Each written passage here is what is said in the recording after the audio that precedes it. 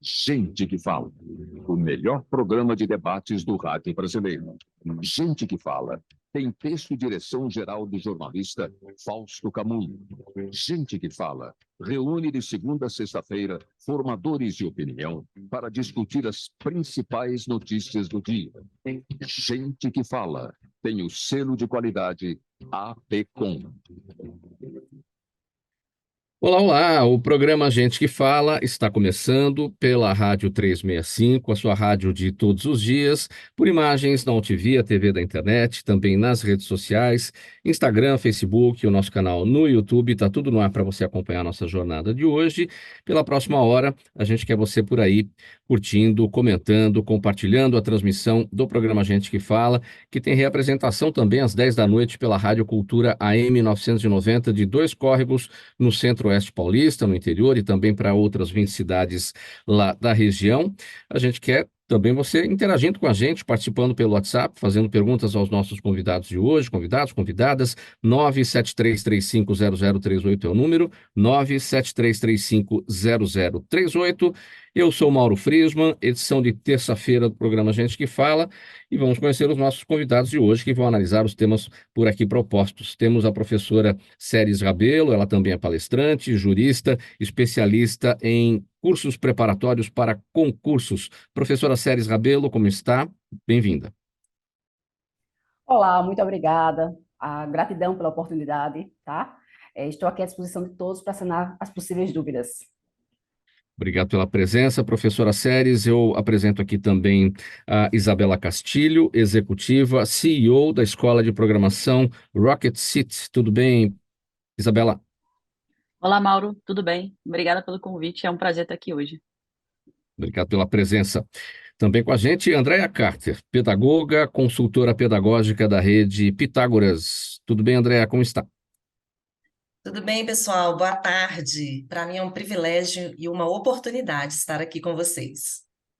Obrigado pela presença, por aceitar o nosso convite, e também o Ricardo Guntovich, economista, sócio fundador da consultoria empresarial RG5, mais uma vez colaborando com a gente. Bem-vindo mais uma vez, Ricardo. Como é que você está? Tudo bem, Mauro? Boa tarde a todos. Obrigado pelo convite. Tomara que seja um debate bacana.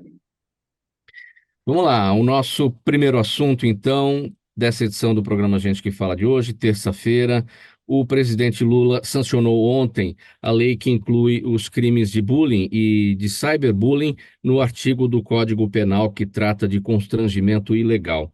A norma define bullying como a intimidação sistemática, intencional, repetitiva e sem motivação evidente praticada mediante violência física ou psicológica. Então, agora, gente, o Código Penal brasileiro prevê multa para quem cometer bullying e prevê reclusão e multa para quem cometer o cyberbullying. André, eu começo com você, análise desse nosso primeiro tema do Gente que Fala de hoje.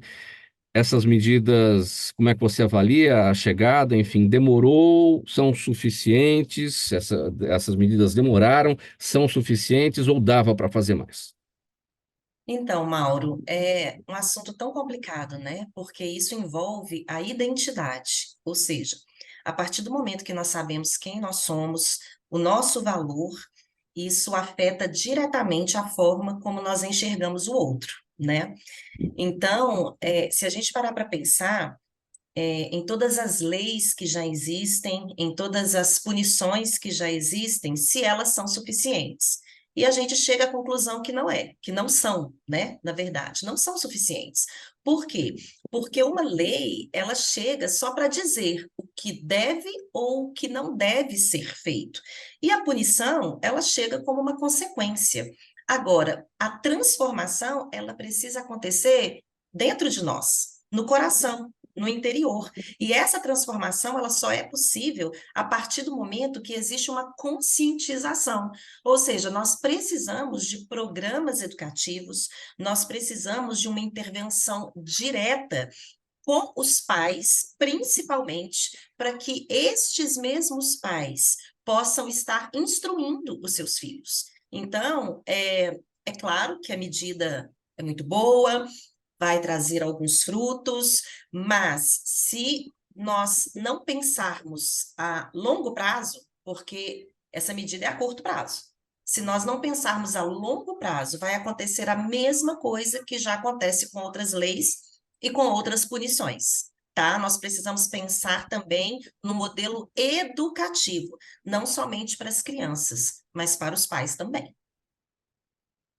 Professora Seres, a sua avaliação, então, agora, bullying, cyberbullying, dentro aí do Código Penal, prevendo aí as devidas punições para quem praticar agora esses crimes, né? Isso tudo é suficiente ou a gente passa, como na avaliação aqui da Andrea, por uma necessidade de mudança cultural, né? Não é na canetada que a gente, com uma lei, a lei é importante, a punição é importante, mas não é numa canetada que o problema vai ser totalmente resolvido. Sua avaliação.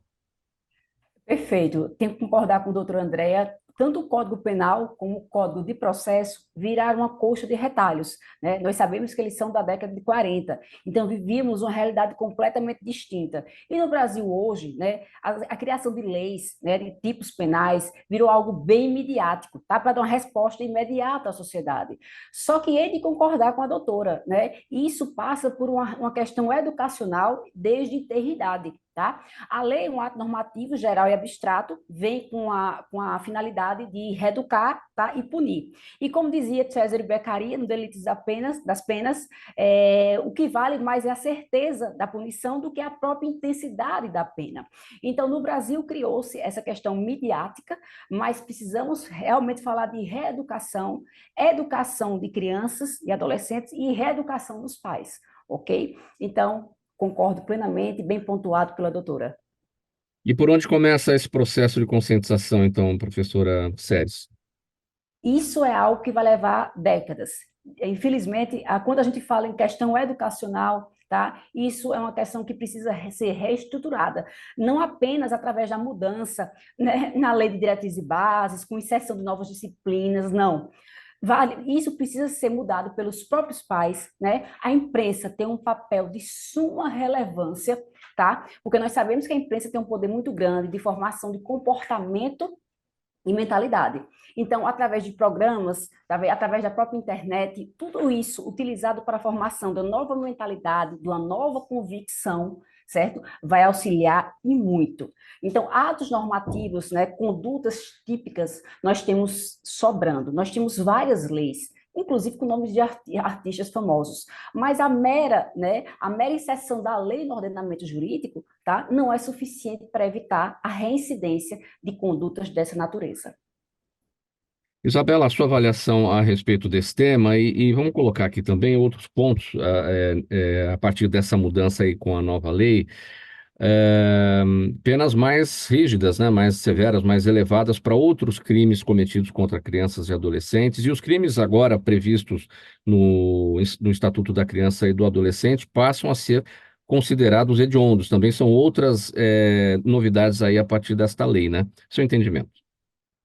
Legal. Até falando sobre, concordando com tudo que foi falado, quando acontece a punição é porque o problema já aconteceu. E aí, para a gente acabar com o problema na raiz, de fato, a gente precisa educar essas pessoas. E nada melhor do que falar do cenário de educação e tecnologia, né? Saber quais são os espaços seguros para essas crianças acessarem. Hoje a gente já tem algumas leis de crime cibernético, mas ainda é uma área pouco controlada.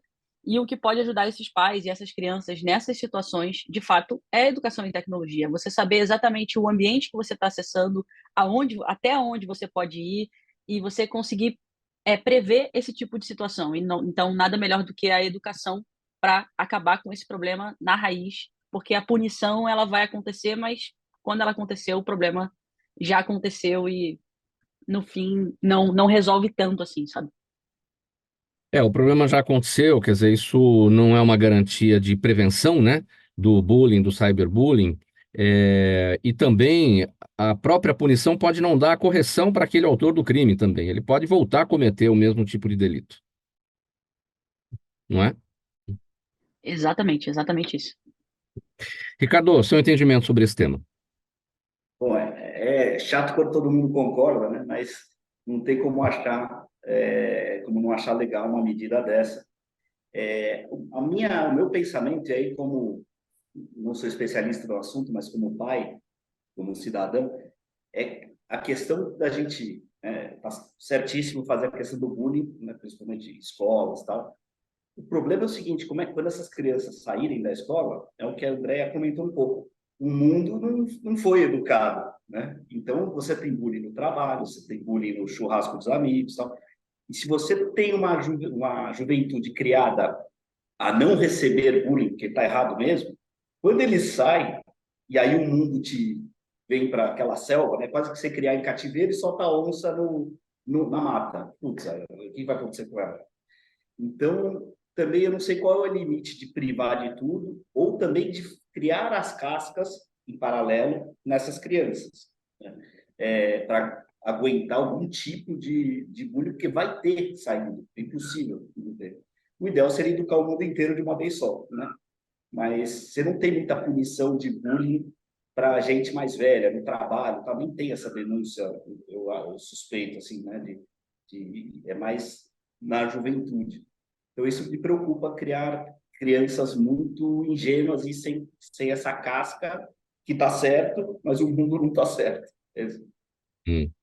É interessante esse seu ponto de vista. Eu vou até estender agora para as demais aqui. Professora Seres, esse aspecto que o Ricardo levantou das crianças ingênuas demais, ou seja, é preciso deixar a criança mais cascuda para poder enfrentar isso tudo e as coisas que vêm pelo mundo adiante, né, logo mais à frente, né? Como é que você avalia esse aspecto? É muito interessante a retórica, né? O debate é por demais salutar nessas situações. E o ponto de vista apresentado é super interessante, é o ponto de vista do pai, né? Eu não tenho filhos, mas eu tenho enteada adolescente e eu consigo perceber o quanto esse bullying ele é traumatizante e ele gera, né, realmente efeitos bastante negativos que vão se estender por toda a vida adulta. Tá? Então, de fato, nós precisamos de uma punição, nós precisamos de uma regulamentação, de uma educação, de uma reeducação, de uma prevenção à reincidência desses atos criminosos, tá? E como fortalecer nossas crianças? Eu acho que o fortalecimento se dá através da informação.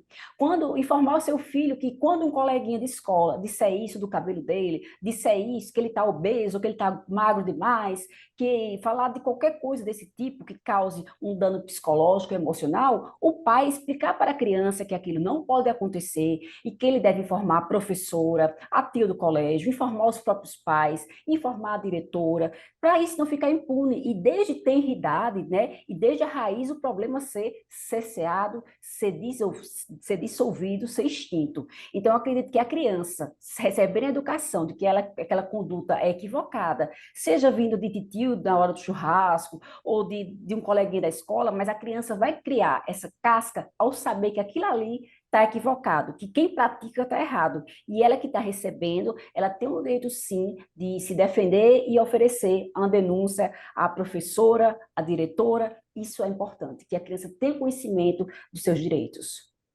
Andréa, bem rapidinho também, como criar crianças mais cascudas para enfrentar tudo isso, até para a vida adulta não sofrer os efeitos desses traumas. Excelente pergunta. Tudo começa na família, Mauro, porque se a gente parar para pensar, a primeira visão de mundo de uma criança vem dos seus pais, né? A criança não chega na escola sem saber nada. Pelo contrário, ela já chega com toda essa realidade criada e cheia de informações. Cabe ao professor ir conduzindo esse conhecimento que a criança já tem ao entendimento, um entendimento correto das coisas, né?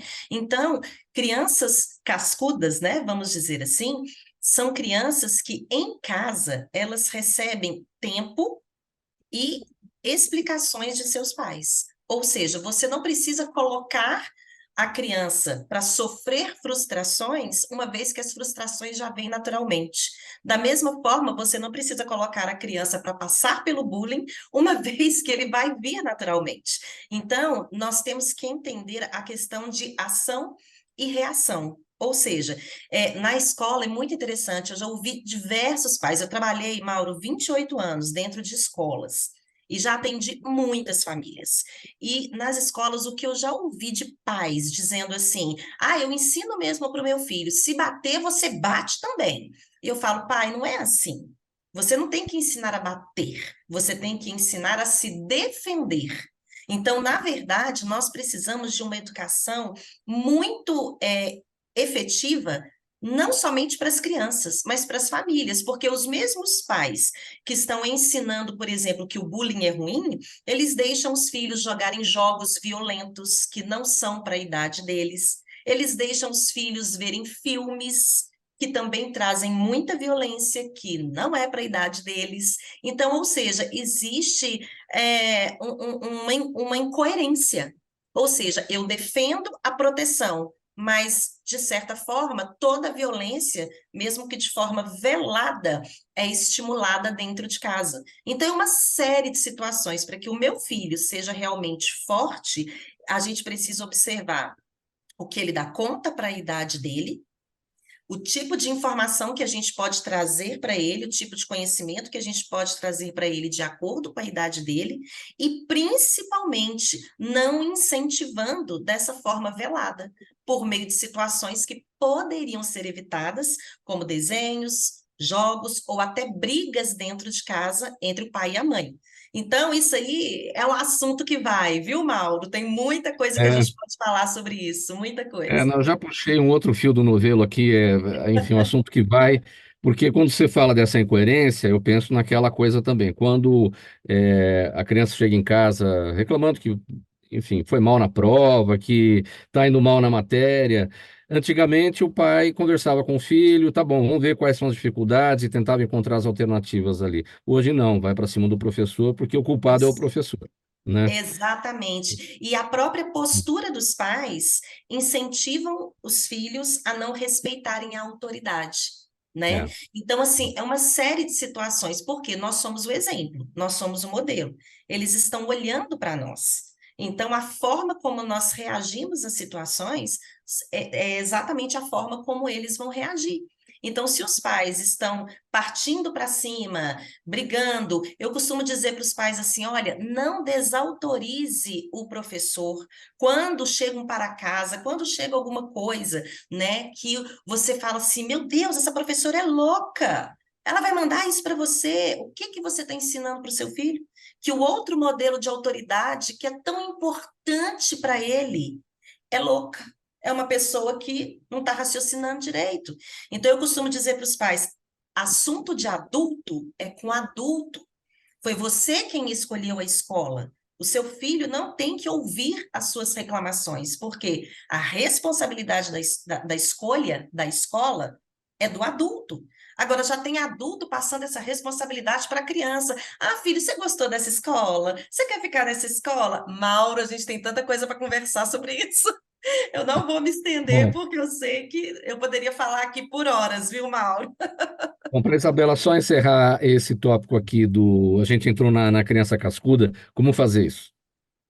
Legal, Mauro. Hum. A verdade é que para você criar um filho cascudo, isso dá muito trabalho, né? Eu sou mãe e hoje o que eu vejo os pais fazendo é não criar problema com o filho e acaba criando um problema para o filho, que é exatamente isso. Se o filho traz qualquer problema, eu não quero criar um problema com ele, então eu sou completamente permissivo, deixo ele fazer o que eu quiser, e no futuro, obviamente, eu estou criando um problema para o meu filho, que é exatamente, estou criando uma criança fraca, que não vai conseguir lidar com as situações do futuro e vai ter vários problemas lá na ponta.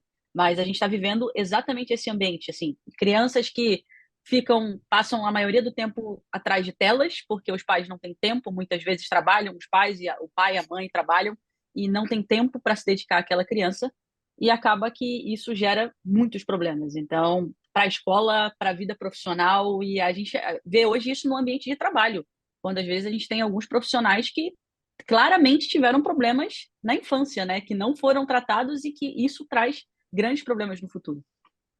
Muito bem, gente. Encerrado esse tópico, o programa Gente que Fala no Ar pela Rádio 365, a sua rádio de todos os dias, pela Altivia TV da internet, redes sociais, Instagram, Facebook e o nosso canal no YouTube, e a retransmissão às 10 da noite na Rádio Cultura, AM 990, de Dois Córregos, no Centro-Oeste Paulista e outras 20 cidades da região.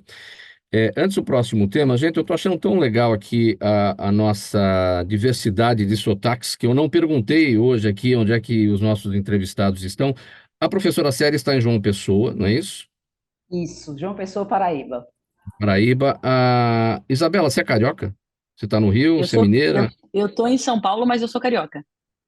Pelo sotaque deu para perceber. Andréia, Belo Horizonte, Minas Gerais. você está aí agora. Isso. E o Ricardo?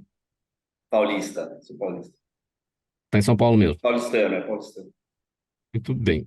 Bom, vamos lá então. Nosso próximo assunto aqui, vamos falar sobre as férias escolares, que são um período importante, né, para o desenvolvimento dos estudantes, ao proporcionar tempo para descanso, a recarga de energia e as oportunidades de aprendizado fora da sala de aula.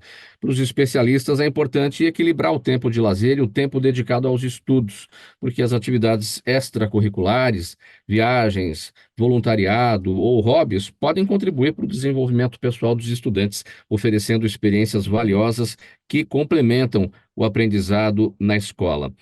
Andréa Carter, isso tudo que se faz nas férias e que tem esse papel transformador, né, para as crianças, antes da volta às aulas e depois, né, quando se leva essa experiência para dentro da sala de aula, isso acontece inconscientemente?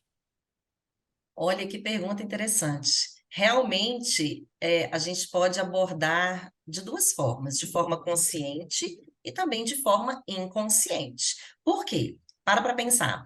Depois deles cumprirem todas as obrigações de ter horário para acordar, horário para dormir, ter que estudar, fazer lição de casa, eles já ficam imaginando, uau, o que vai vir diferente nessa rotina? O que vai vir diferente a partir do momento que eu entro de férias? E é tão interessante que um estudo realizado, né, pela Academia Norte-Americana de Pediatria mostrou que o período de férias é de grande importância para o desenvolvimento da criança, inclusive quando ela volta para o ambiente escolar. Por quê? De forma consciente, naturalmente, tanto pais quanto coleguinhas, professores já vão incentivando, estimulando. Olha, as férias estão chegando. E isso vai criando uma expectativa. Opa, férias é um período diferente, vou fazer algo diferente, né? Agora, de forma inconsciente, o nosso cérebro, gente, ele precisa. O nosso cérebro, ele precisa desse descanso, de sair muitas vezes de uma rotina que muitas vezes é exaustiva, né? Então, se a gente parar para pensar, as crianças, quando elas entram de férias, algumas já têm viagem programada, algumas já têm algumas coisas que vão fazer, mas outras muitas vezes podem ter ouvido assim dos pais: ai meu Deus, as férias estão chegando. O que eu vou fazer com essas crianças? Então, nós temos uma diversidade muito grande de possibilidades que essas crianças podem enfrentar. Então, quando os pais, eles se posicionam dessa forma, e eu super entendo, tá, Mauro? Porque muitos pais trabalham o dia todo, eles ficam pensando onde eu vou deixar os meus filhos, mas os pais, eles precisam ser intencionais em entender que eles são o adulto da relação. E a criança só pode ser criança quando existe um adulto. Então, se esses pais se posicionam assim, ai meu Deus, as férias estão chegando, as férias passa, de certa forma, a ser um peso para os pais, que se torna também um peso para a própria criança, que ama aqueles pais e quer o bem para os pais. Mas, por outro lado, se mesmo os pais, passando por essa dificuldade, eles não demonstram isso para a criança, mas entendem a importância das férias para desenvolver habilidades sociais, emocionais, cognitivas. Esses pais, eles são intencionais em proporcionar esse momento de alguma forma, seja com eles mesmos ou seja na companhia de outras pessoas. E aproveitando mais um tempinho, o meu tempo aqui, né, um pouquinho o meu tempo, as férias são tão importantes por alguns benefícios incríveis que são, primeiro, melhora da saúde mental. Nós, como adultos, nós precisamos dar uma paradinha. Às vezes a gente está ali naquela correria, aquela dinâmica, e de repente a gente dá aquela respirada, não é? Ou seja, a criança acontece a mesma coisa. Quando a criança está cansada, a tendência dela é ficar mais irritada, mais ansiosa, e naturalmente isso acontece. As férias ajudam também no retorno para as aulas, porque a criança sente saudade. Ela sente saudade dos amigos, ela quer voltar, ela quer ver a professora, ela quer ver os coleguinhas. Então, isso motiva ainda mais a criança a ir para a escola. As férias ajudam na socialização com outras pessoas, a não ser os coleguinhas da escola, tá? As férias deveria, viu, Mauro, fortalecer os laços familiares, uma vez que as crianças terão mais tempo em casa, mas uma coisa importante e que eu já vou jogar a bola para você e que eu quero ouvir o pessoal também. Muitos pais ficam pensando, eu tenho que encher de coisas os meus filhos nas férias. Mas será que o tédio também não é importante? A neurociência fala muito sobre o tédio. A importância da criança ter a criatividade, porque a criatividade é a inteligência se divertindo. Será que o tédio também não é importante? Será que os pais também não estão enchendo essas crianças de tantas coisas nas férias que elas acabam voltando cansadas? Vamos fazer essa análise bem breve, professora Seres, nesse sentido do tédio, porque o tédio pode ser um incentivo para se criar coisas, para se passar o tempo e evitar aquele tédio lá, né? Mauro, é bem interessante o que a doutora Andréa pontuou. De fato, quando a gente fala em recreação, lazer, descanso, né, são garantias tanto constitucionais como estão esculpidas no Estatuto da Criança e do Adolescente. Então, o lazer, a recreação, a socialização, a liberdade de locomoção, né, são garantias previstas na nossa legislação maior, que é a Constituição, e na lei, né, a lei do Estatuto da Criança e do Adolescente, que é uma lei de 1990. Então, de fato, a recreação, a socialização, o tédio também, tá? Deve ser visto de uma maneira positiva e deve fortalecer os laços, né, familiares. Agora, de fato, cada família enxerga o conceito férias de uma forma distinta e muitas enxergam de forma negativa. E aí jogam as crianças para as chamadas colônias de férias e nós temos muitas vezes, né, já como advogada, já presenciei várias situações de cometimento de crimes contra crianças e adolescentes que foram jogados, né, aos leões nas colônias de férias pelos pais. Isabela. Perfeito.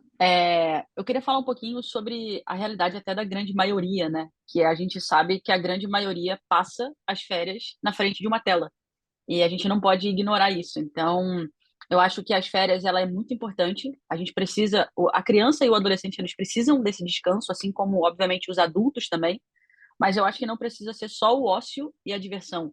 Essa também é uma oportunidade grande de conhecer alguma coisa nova, pensando especificamente em programação, por exemplo. É uma área que eu conheço e vejo muitos jovens se aventurando nessa área, né?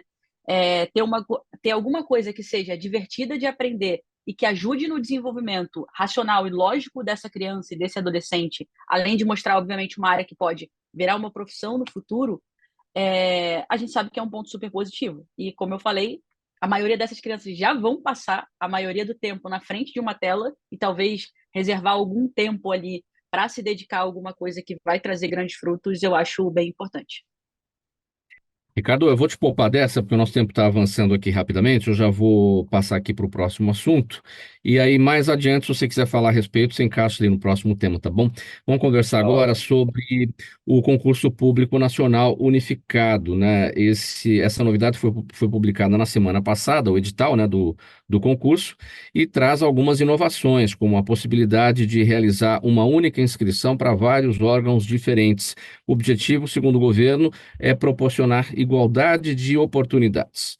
Olha, a prova será aplicada em 220 cidades e a expectativa é de cerca de 2 milhões de pessoas, ou até 3 milhões de pessoas, né, se inscrevam nisso. O concurso segue o modelo do Enem, com uma prova objetiva, com conteúdo comum a todos os concorrentes, e as provas dissertativas, adiante, né, com questões específicas para cada bloco temático. Professora Seres, essa medida é legal, concurso nacional unificado para prestar aí as provas?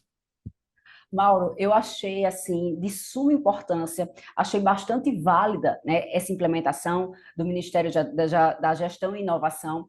O modelo segue o rito do Enem, tá? Então visa a garantir o acesso, né, o acesso democrático aos cargos dos concursos públicos. Nós sabemos que a Constituição preconiza que o acesso à administração pública se dá através de concurso, como regra.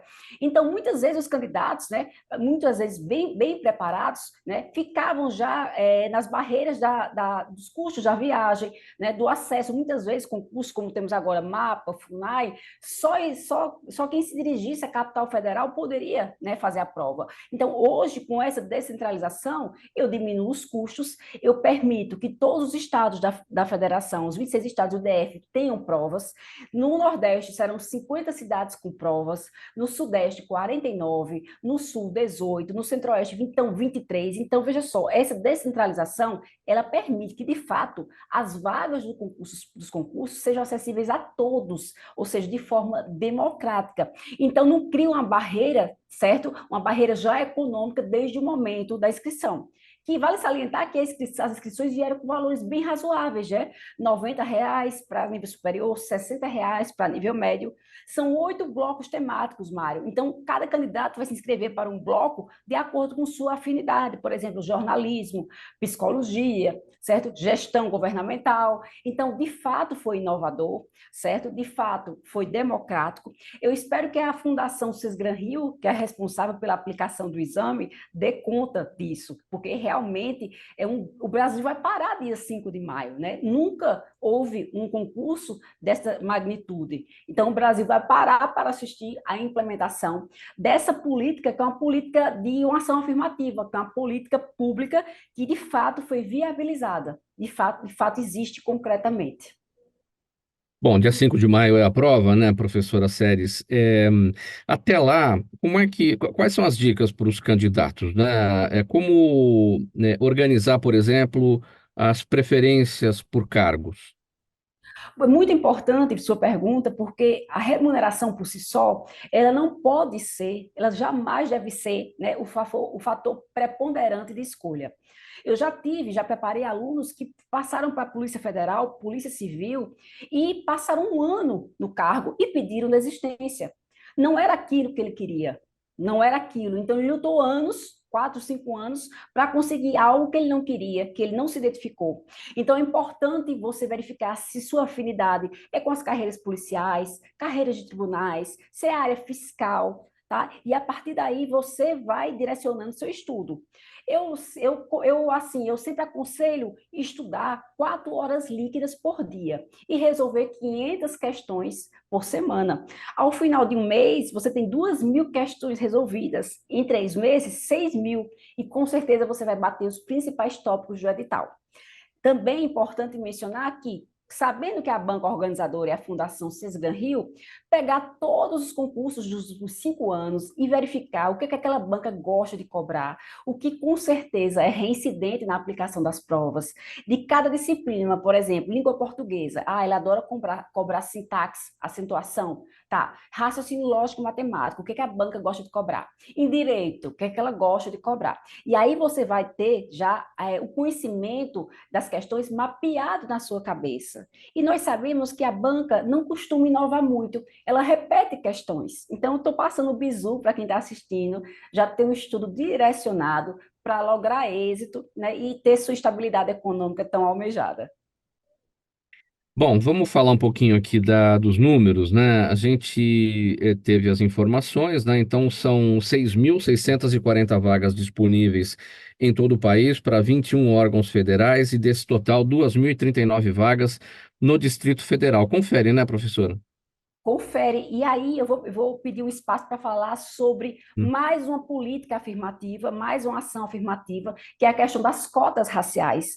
Cotas PCDs e cotas para indígena. Então, nós temos 30% das vagas da FUNAI, é importante salientar, Mauro, que são 21 órgãos envolvidos, certo? 21 órgãos federais. Nós temos uma carência hoje do Poder Executivo Federal de cerca de 73 mil funcionários, servidores públicos. Existe uma carência imensa. Então, o objetivo do governo é que esse processo de seleção tramite de forma rápida. Então, nós teremos nomeações, convocação, posse em agosto. A expectativa é essa. Então, tudo vai tramitar muito rápido, até por ser descentralizado, e vai permitir que 21 órgãos distintos recebam novos servidores que vão dar um novo gás às políticas públicas que estão lá paralisadas por falta de capital humano, ok? Então, eu achei de grande valia as cotas PCDs, cotas raciais para pessoas pretas e pardas e as cotas indígenas, super interessante. Para quem não está em qualquer curso preparatório e que viu a novidade e que agora, não, eu quero fazer um concurso, quero participar disso. Temos 4 meses pela frente, dá para estudar sozinho, como se organizar para isso? Excelente pontuação, Mário. O segredo do sucesso é a disciplina. Aliás, na vida, para tudo que você for fazer, faça bem feito e tenha disciplina. Então, o candidato pode sim ser aprovado sem estar matriculado nos grandes cursinhos preparatórios. Porque na internet hoje, Mauro, nós temos um número infinito de aulas, né? Tem aulas minhas lá gratuitas de várias disciplinas que o candidato pode ter acesso também de outros professores. Então, ele pode navegar, certo? Ele pode estudar gratuitamente através do YouTube, certo? Do próprio Instagram, né? Então, ele pode baixar provas, ele tem acesso a materiais, ele tem acesso a questões. Então, ele consegue sim. Agora, tem que ter disciplina, foco, força e fé.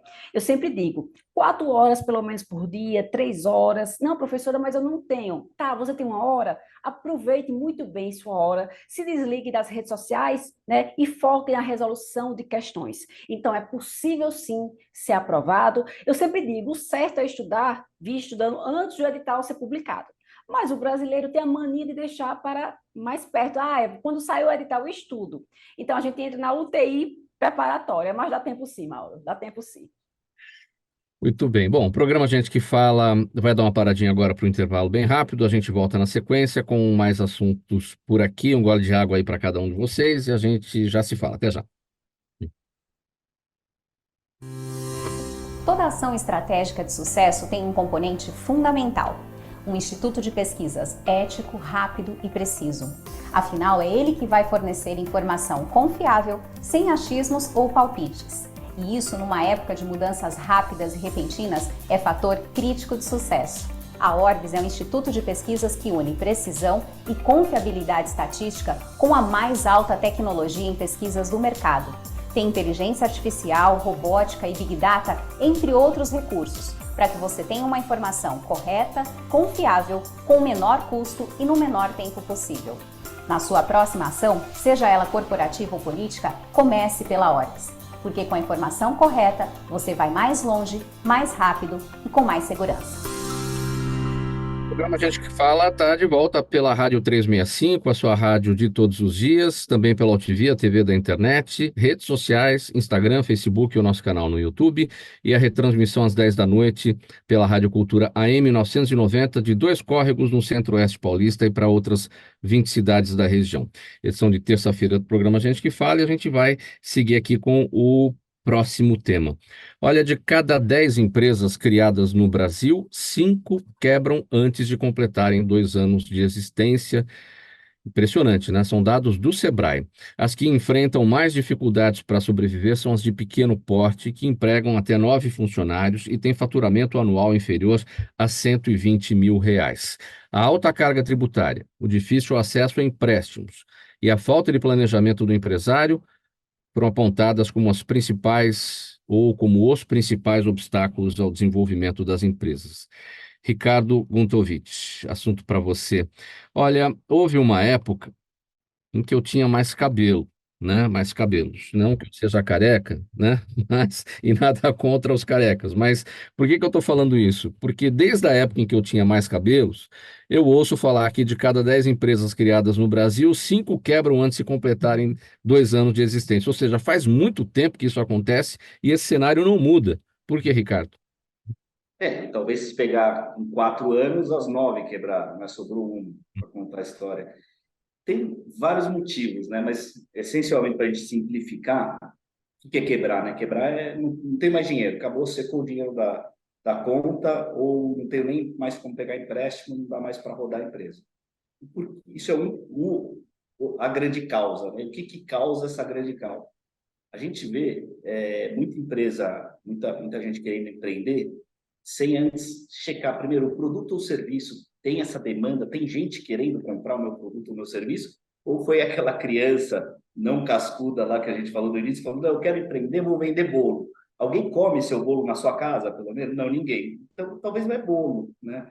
Então, a gente vê muita gente abrindo coisas aí, eu tô brincando com comida, mas serviços, tal, sem ter a certeza que o produto é legal. Você não tem a certeza nunca absoluta, mas você pode fazer uma pesquisa grátis, conversar com demandantes desse produto, com caras do setor, ver os concorrentes, tal. Tem coisa muito barata para fazer e que já eliminaria essa questão do produto. Depois, esse produto, ele dá lucro se eu vender ele, né? Porque não adianta ele ser muito bom e o negócio não te gera um lucro para cada unidade daquele produto. Ah, não, ele gera. Então tá bom, então beleza, já passou o produto, ele dá lucro. E o volume? Qual é o volume que eu tenho que vender ele? Então é um restaurante, abri um restaurante aqui na frente do meu escritório, que era óbvio que ia fechar, tinha 4 mesas. Nem se ele ficasse lotado 24 horas por dia, pagaria o custo que eu suponho que devia ser, né? Então, não adianta nem o volume, né? Se ela fizesse uma conta de volume, ela ia ver que não ia ter espaço para sentar. Então, questão, produto é legal, serviço é legal, as pessoas querem isso, dá para checar. Eu tenho lucro com esse produto, cada unidade vendida desse produto? Tem, isso aí dá para checar 100%, é matemática, né? E depois disso, qual é o volume que eu preciso? E o último é o tempo. O tempo que eu aguento desse negócio pegar tração. Porque às vezes você montou um negócio com produto ou serviço legal, o negócio dá lucro para vender, mas putz, ele vai demorar 6 meses, você achou que ia ser no primeiro mês. E aí você não aguenta o capital para segurar isso.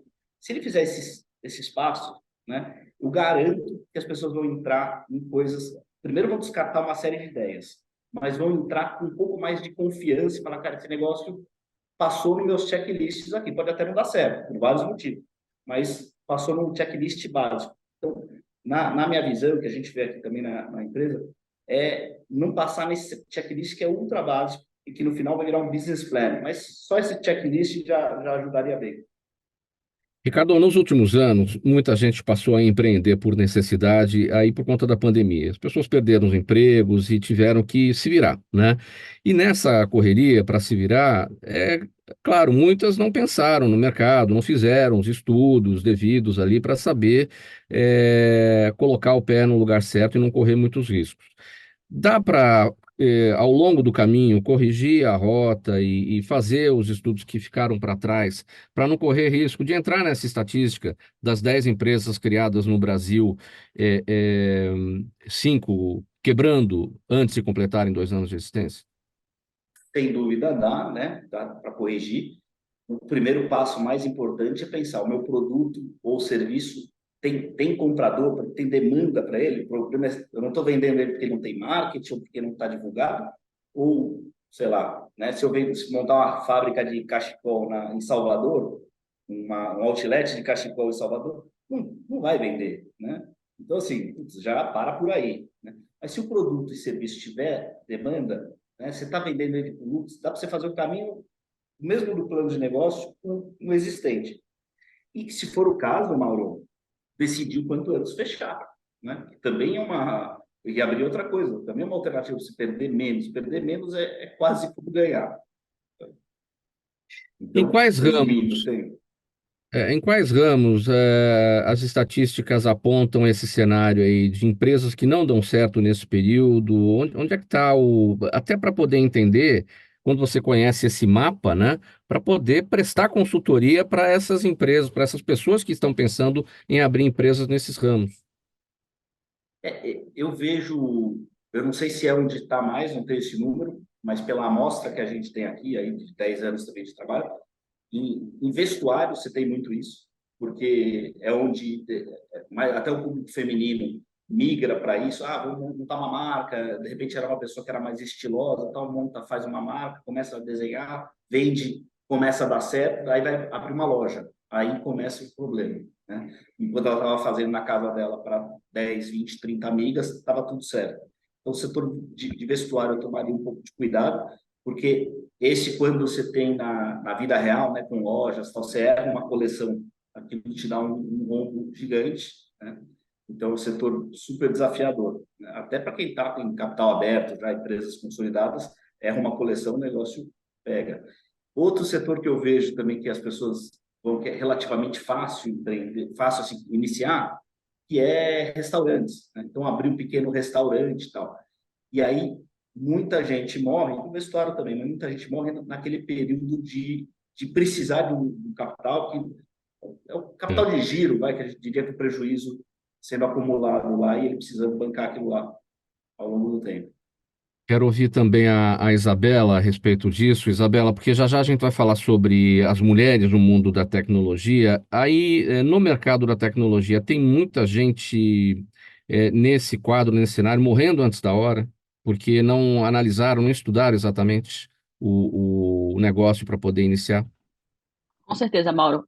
Principalmente por tecnologia ser um assunto muito em alta, o que a gente vê agora são pessoas migrando por achar que é um mercado fácil, né? Mas não é fácil. Existe, assim como o Ricardo falou, existem várias validações que você pode ir para o mercado. O que eu vejo hoje são pessoas tentando simplesmente ir para algum nicho porque elas ouviram falar que aquele nicho é bom, mas sem passar por nenhum tipo de validação.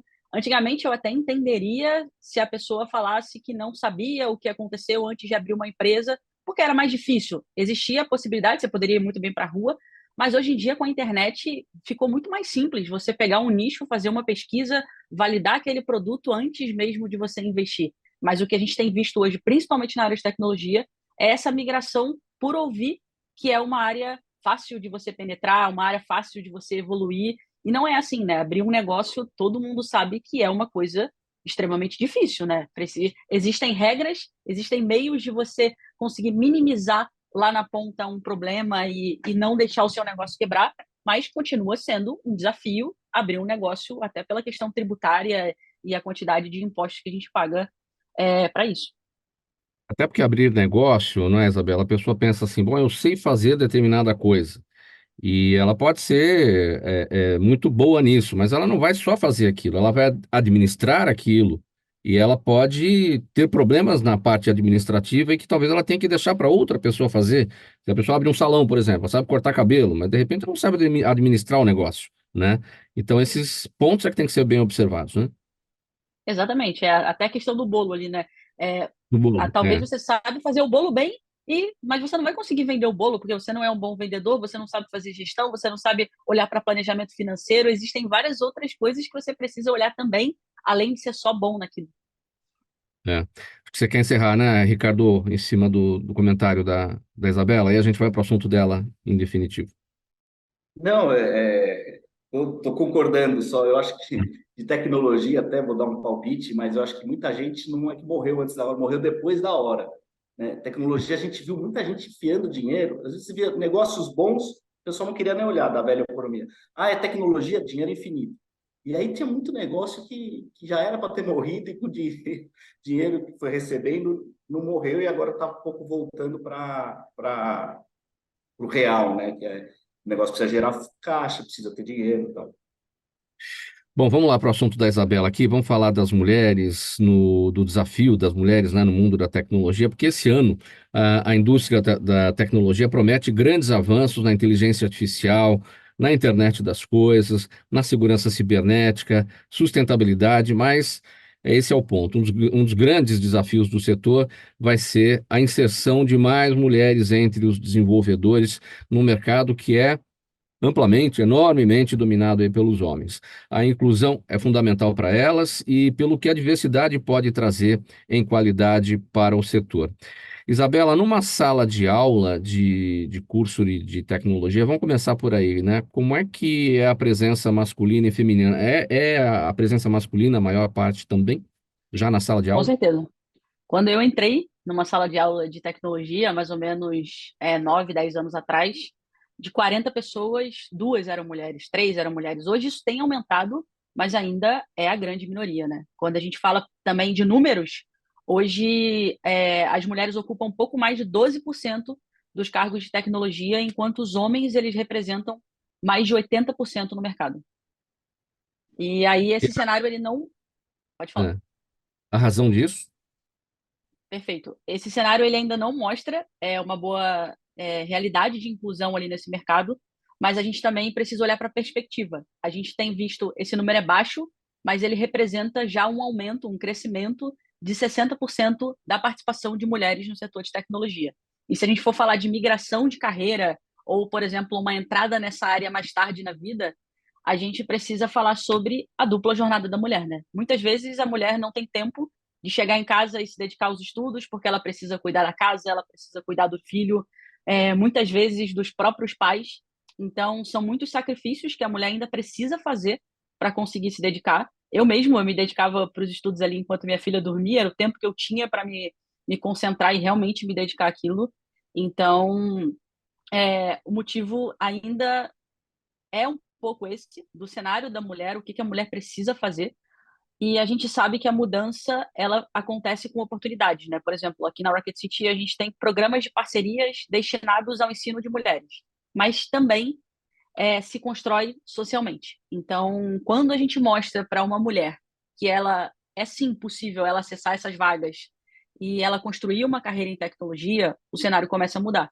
Quando eu comecei, eu fui impactada por uma mulher, eu tinha uma líder mulher que eu admirava profissionalmente no meu primeiro emprego, e inclusive hoje eu procuro ser referência para essas pessoas que querem entrar na área de tecnologia. Quando você vê uma mulher que conseguiu aquilo dali, conseguiu estar naquele lugar, o cenário muda um pouco, né? Você começa a olhar para aquilo de forma completamente diferente. Então, ter mulheres na área de tecnologia vai também ajudar o crescimento dessas mulheres ali na área. Existem E estudos aí, sobre... Pode concluir. e aí, quando a gente fala sobre diversidade e inclusão na tecnologia, a gente costuma trazer dados, né? Quantas mulheres, quantas pessoas negras, quantos PCDs ocupam esses espaços.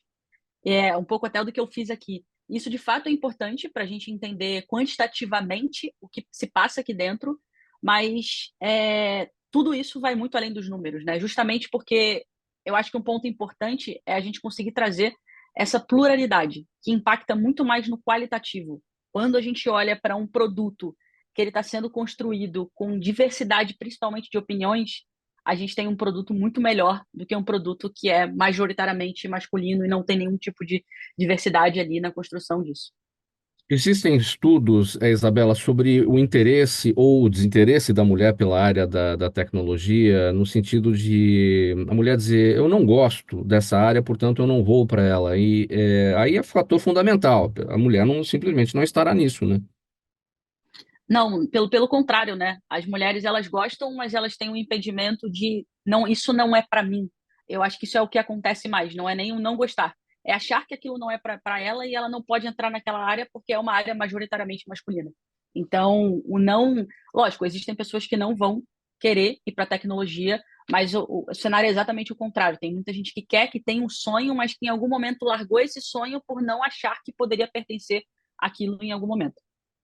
Bom, a presença da mulher, quando a gente fala dessa baixa presença no mercado de tecnologia, de uma maneira geral, que a tecnologia, a indústria da tecnologia, ela é muito grande, né? Enfim, quais são os nichos onde ela aparece melhor? Por exemplo, TI, tecnologia da informação, a presença é maior?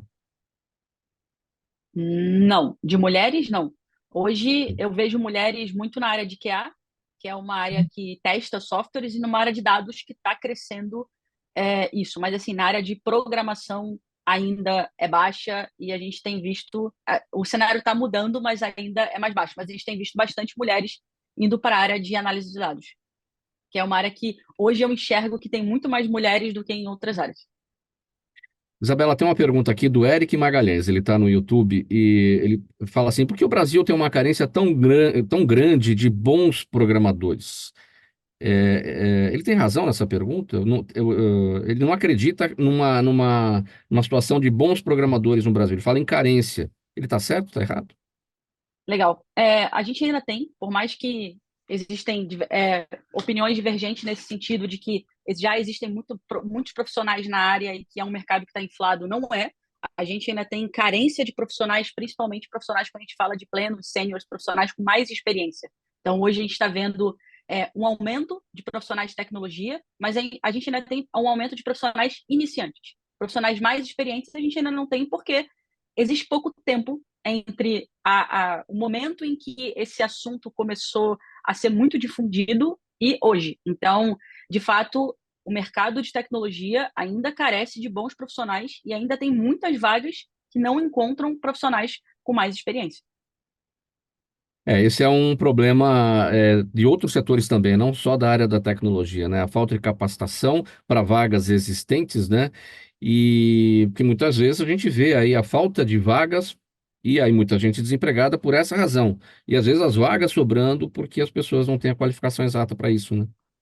Exatamente. De 2, 3 anos para cá, o mercado de tecnologia mudou. A gente praticamente não via nenhuma escola de programação e agora a gente vê várias escolas ou vários profissionais individuais ensinando programação, mas é um tempo, é o que eu falei, é um tempo curto. Ainda não deu tempo de formar profissionais com muita experiência, porque tem um tempo muito curto entre o momento que a gente começou a falar mais disso no mercado. Andréa, pergunta aqui do Jaime, do Jardim Bonfilho. Olha, aqui em São Paulo, Jaime, obrigado aqui por participar todos os dias com a gente. Em que medida, ele quer saber, a inteligência artificial poderá interferir em conceitos pedagógicos? É um Uau, assunto para um excelente programa inteiro pergunta. também. Excelente pergunta, muito obrigada, viu? Então, Mauro, é bem interessante essa pergunta dele, porque da mesma forma, né, que a Isabela disse que essa questão das mulheres e a tecnologia, né, é algo que ainda precisa ser pensado e repensado, a gente vê muito isso na escola, né? A pandemia, ela trouxe uma realidade para as professoras que, se a gente parar para pensar, o cenário educacional tem muito mais mulheres do que homens, né? Então, as professoras elas tiveram que aprender de uma hora para outra a resolver esses problemas de tecnologia quando a pandemia veio, né?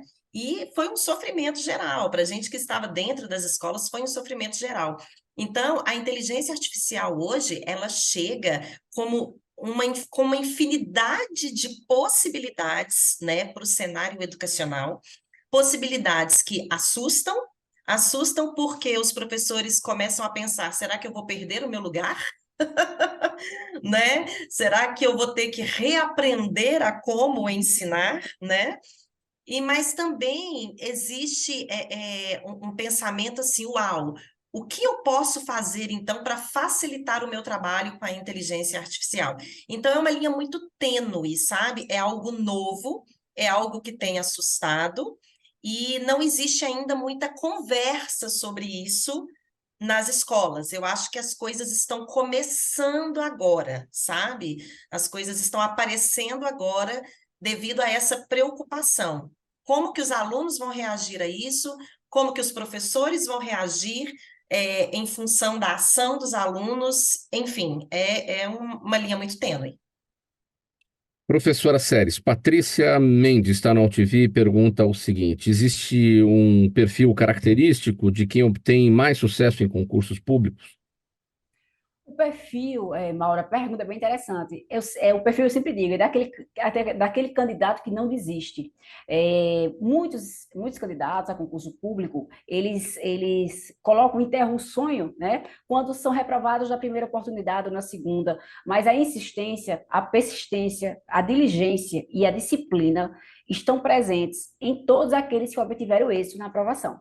Então, ter uma disciplina consigo, praticar atividades físicas, ter boas noites de sono, tá? Eu sei que é difícil concatenar tudo isso, mas todos aqueles cases de sucesso, tá? Eles conseguiram ter uma vida religiosa, ter lazer, tudo combinado, lógico, com muito estudo e dedicação. Então, aquele que logra êxito, certo? É aquele que tem disciplina e foco e não desiste diante do primeiro entrave.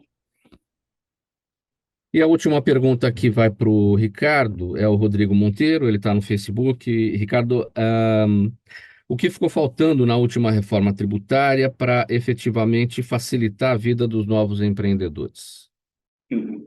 Essa eu acho que pode ser curto e grosso. Ficou faltando reduzir, né? E no final, eles compilaram tudo e vão transformar numa única, uma taxa mais simplificada, mas ficou faltando reduzir. Por um lado, foi bom que ficou mais claro quanto a gente é comparavelmente mais alto, né, que vários países, e estamos na ponta aí. Acho que isso vai ter uma pressão para, em algum momento, baixar. Mas para ser ultra né, específico aqui na pergunta, faltou reduzir. Uma questão que você falou, que eu queria voltar aqui, que a carga tributária é a razão das quebras, isso aí já é uma questão dada. A gente já sabe, né? Por mais que se ela mudar no meio do caminho, aí mudou, mas isso já é uma questão dada quando a pessoa decide empreender. Então, isso aí já tinha que estar na conta, né? Ela não pode falar que quebrou por causa disso. Então, acho que faltou reduzir no final, é pesada mesmo, quando você faz a conta, muita coisa não viabiliza. Mas daí você não faz, não vai nem para frente, pode quebrar.